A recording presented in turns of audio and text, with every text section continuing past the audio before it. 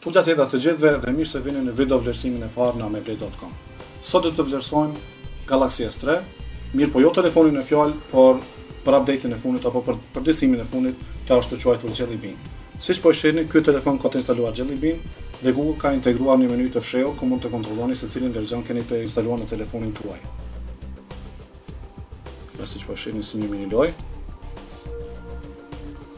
Deri më tani Android është akuzuar se nuk është shumë fluid në home screen. Mirë po, me Project Butter mund të vrehet se ky sistem operativ është shumë fluid. Ja, siç po shihni është shumë fluid, edhe pse disa përdorues janë ankuar se nuk kanë vretur shumë ndryshime nga versioni Ice Cream Sandwich. Mirë po, ne mendojmë se do të keni syrin e shqeponjës për të vretur një gjë të tillë, sepse ashtu kështu Samsung Galaxy S3 është një telefon shumë i shpejtë. Vazhdojmë me folderat. Siç po shihni, Samsung ka integruar disa animacione për foldera, siç po shihni në video. Vazhdojmë me video pop-up, që është një mundësi e re e integruar në Samsung. Me video pop-up mund të shkojmë nga galeria, që faktikisht është video në home screen. Siç po shihni në video. Okay. Video mund të zmadhohet, mund të zvogëlohet dhe mund të kryejmë punë të tjera përderisa shikojmë video.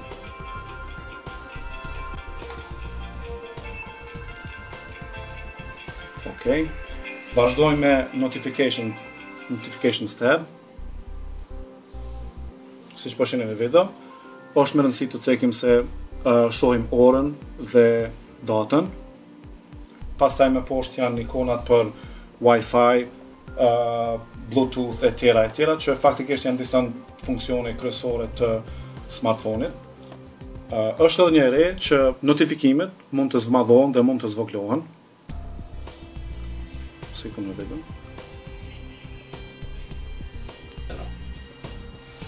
Vazhdojmë me settings, drejt për së drejti nga notifications tab. Siç po shihni shumë fluid. Shkojmë në Wi-Fi, është shumë fluid edhe këtu, shumë responsive. Në Advanced Menu mund të shohim disa mundësi të reja që Samsung ka implementuar me Jelly Bean update-in për Galaxy S3. Këtu mund të zgjedhim ku drejt për së drejt mund të konfigurojmë kur Wi-Fi është aktiv apo jo. Në rastin tonë është aktiv prej 7 deri në 11, gjë që ndikon drejt për së drejti në ruajtjen e baterisë së telefonit tuaj. Okej, vazhdojmë me home screen mode. Okej, prej basic mode mund të bëjmë në easy mode, gjë që e transformon telefonin tuaj në një telefon shumë të thjeshtë.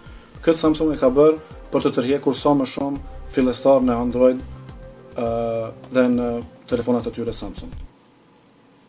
Okej.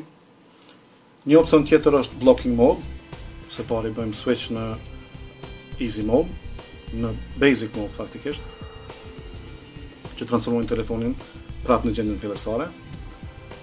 Vazhdojmë me blocking mode.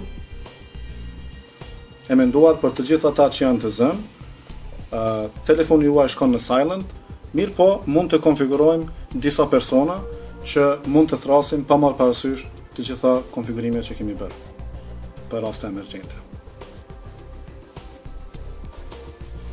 Risia e fundit për cilën do të flasim për sot është camera mode, që deri me tani kur kemi pauzuar është dashur të fillojmë fajlin e ri, mirë po tash mund të inqizojmë dhe pauzojmë dhe prapë të fillojmë prej të njëjtit fajl. Sikur në këtë rast.